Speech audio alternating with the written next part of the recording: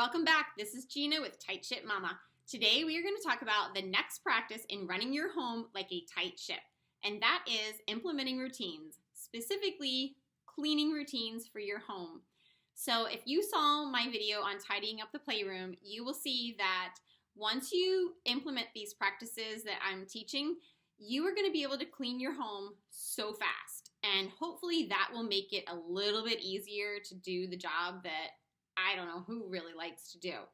But true story, I had a party a few years ago for about 30 people, and it was a thank you party for a committee that I was on. So it was for all the women and their husbands. And the director of this organization, she said to me, "Oh, you must have spent all week cleaning your house." And I was like, "Actually, no. I ran the vacuum and put the stuff out for the party, but that was about it." And she couldn't believe it. But really, when I'm having a party, I don't clean ahead of time other than just maybe a little bit of surface cleaning. And of course, I'll clean the bathroom that the guests are going to use. But for the most part, I like to be relaxed when my guests come and ready to party. So, and I figure, why clean your house twice, right? Because you have to clean up when everything is done. So if your house is just like normal level of clean, I think that's okay for having a party. And then when people leave, you're going to have to wash the floors, you're going to have to clean the bathroom again. And I use real china and glasses and things when I have a party. So that does take me quite a few days to hand wash all that kind of stuff. So I have lots of work to do after the party. So I like to go into the party rested and relaxed and ready to join in the fun. There's nothing worse than showing up at a party and the hostess is so frazzled that you feel like maybe you got the wrong day. They open the door and it's like, oh, and you're like, wait, is it today? Was I supposed to be here today? Or like it's almost as bad as when you show up at a party and the host and hostess, you can tell that they've just had a fight. So it's kind of like that. Don't be like that when people come, right? Be fun, be ready to roll.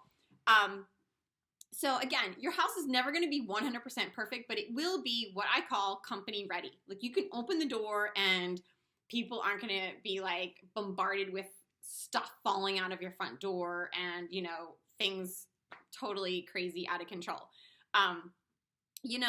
It might be a little dusty. It might be, there might be some toys on the floor or whatever, but it's never going to be crazy out of control. And that's the idea.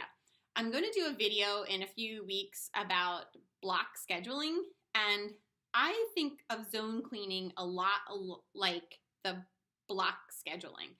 And what I mean by that is I have specific times and days that I clean. And for me, it's Tuesdays and Thursdays because I run on Tuesday and Thursday mornings, so I just stay in my yucky clothing. And after I get the kids off to school, I clean from 8 until 10, and that's it. I'm not thinking about what didn't get done. I'm not going over and doing the whole day and wasting a whole day cleaning. Whatever gets done, gets done. And what I do is I have my house broken into zones, and you can do this yourself, and you can make whatever zones you want to make for your own house. If you have one bathroom that everyone shares, maybe that bathroom gets cleaned every week, and that's always in your zone. So you'd be doing maybe your kitchen plus that bathroom, or your TV room plus that bathroom. You get the idea. Maybe you want to divide your house into an upstairs and a downstairs and a basement. So that's 3 weeks there. Or a kitchen for the 1 week and all the bathrooms the next week.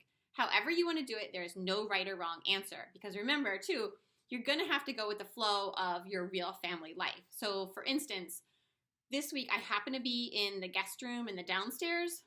But we just had a guest this past weekend. We had a family that came and they had a baby.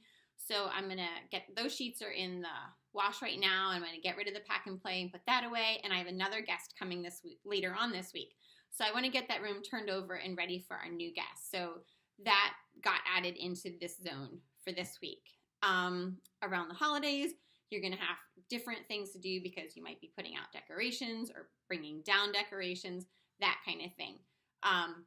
But really, if something were to happen, say you had a child that came down with the flu and you were going to clean the kitchen that week, but now you have just been all about this kid getting better and you are cleaning sheets and you're dealing with flu, right?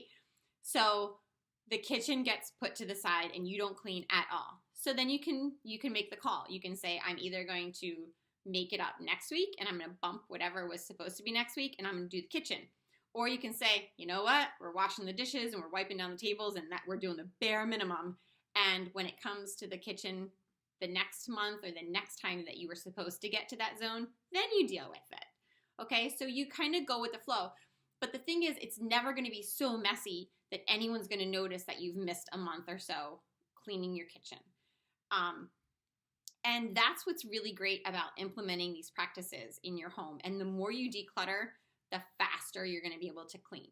So if there is a job that I really can't stand, say for instance, cleaning my kitchen floor or doing the bathrooms, I have been known to think about cleaning a bathroom for weeks without actually doing it because I just feel overwhelmed sometimes. I just don't want to do it so badly that I just don't do it. And I had a friend that gave me a phrase one time and I thought it was just a great phrase. It was overwhelmed to the point of inactivity. And sometimes that's how I feel about cleaning.